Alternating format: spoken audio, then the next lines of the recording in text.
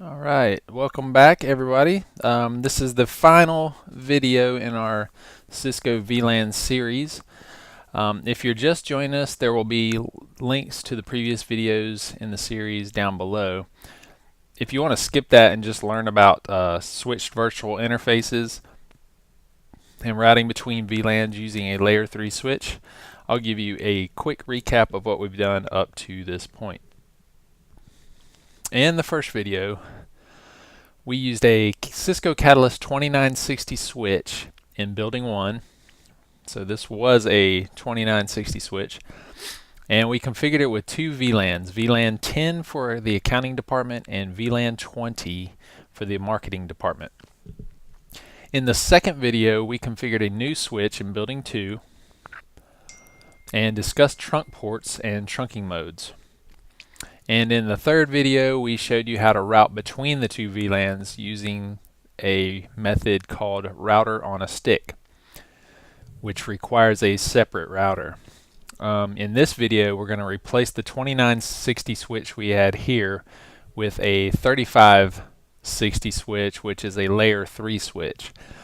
Where layer 2 switches make all forwarding decisions based on MAC addresses, layer 3 switch can also make decisions based on layer 3 addresses, better known as IP addresses. In other words, a layer 3 switch acts as both a switch and a router. So we can accomplish the same thing that we did in the previous video using just this switch, and there's no need for an external router to make that work.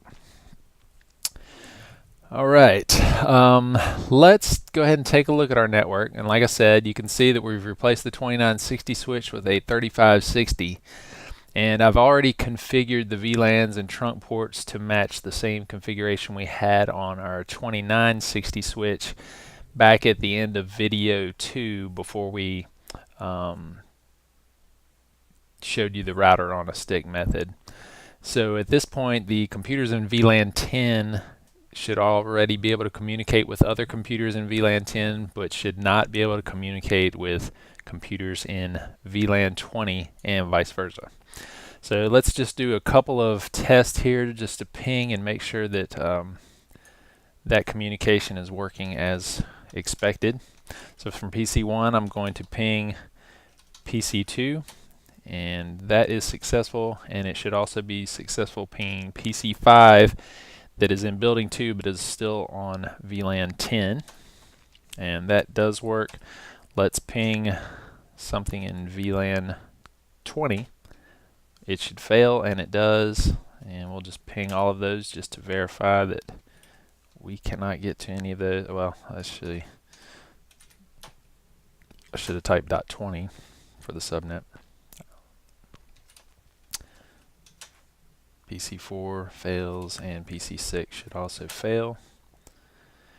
And just let's also verify that the PCs in VLAN 20 can all communicate with each other.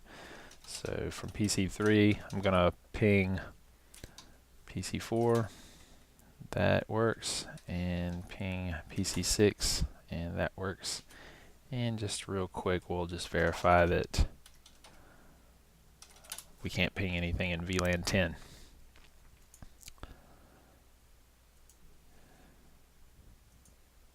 Alright, so we've done our tests. Let's go ahead and show you how to configure this network. And you're going to find this is far easier than doing it the router on a stick method. So the first thing we're going to want to do is we're just going to take a look at the VLANs we have here using our show VLAN brief command. And there we got VLAN 10 and VLAN 20. So we want to route between those two VLANs. So the first thing that we have to do on this layer 3 switch is we have to enable routing. It's not enabled by default, so let's go into configuration mode, and to do that, the command you would do is IP routing. That enables routing on the switch. However, that is not the only thing we have to do, because we still have to create virtual interfaces in each VLAN so that we have basically a place for our default gateway. So let's go ahead and go into that configuration and show you how to do that. If you remember, to get into any interface configuration mode, like for example, to get into interface fast Ethernet 01, you type internet or interface space fast Ethernet 0/1. That would take you into configuration mode for that interface. With VLAN, with the switch virtual interface, it's the same thing. So the difference is you would type interface VLAN and then the number of the VLAN. So now we're in the interface configuration mode for the switch virtual interface for VLAN 10. So since it is an interface, it needs to have an IP address. Because it's going to be our default gateway for everything on VLAN 10. So we'll give it an IP address of 10.1. And there's our subnet mask. And now we want to do the exact same thing for VLAN 20. So interface VLAN 20. Now we're in the switch virtual interface for VLAN 20, and we're going to give it an IP address that is in the 20 subnet, because it is going to be the default gateway for everything in VLAN 20. Now believe it or not, that's all we have to do on the switch. Enable routing and then assign IP addresses to our switched virtual interfaces in each VLAN. So now that we've done that, let's go over here to PC1 and let's see if we can ping our default gateway. Successful. And let's make sure before we do any other tests, our default gateway for each PC in VLAN 10 is going to be 10.1, which is that switch virtual interface. And now let's see if everything worked correctly.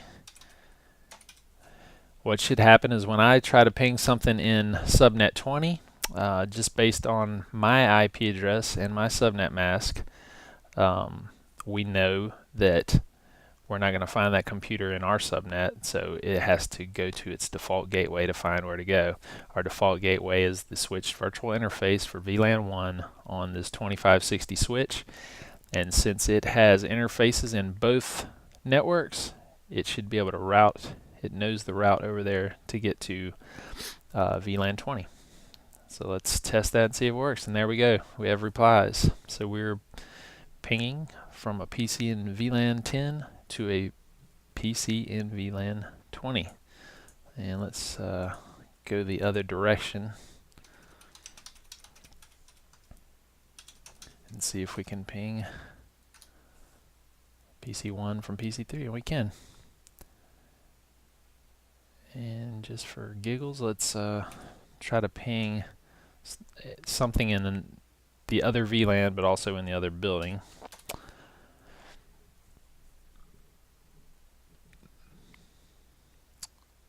And there we go. We're getting replies.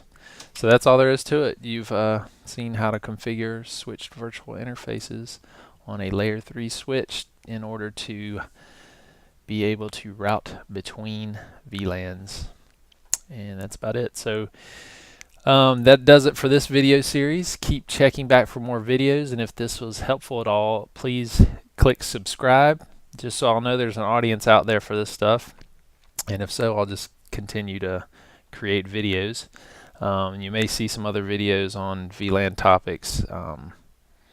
They may not be in this series here, but we may expand on VLANs later on. So if you enjoyed it, come on back and take care.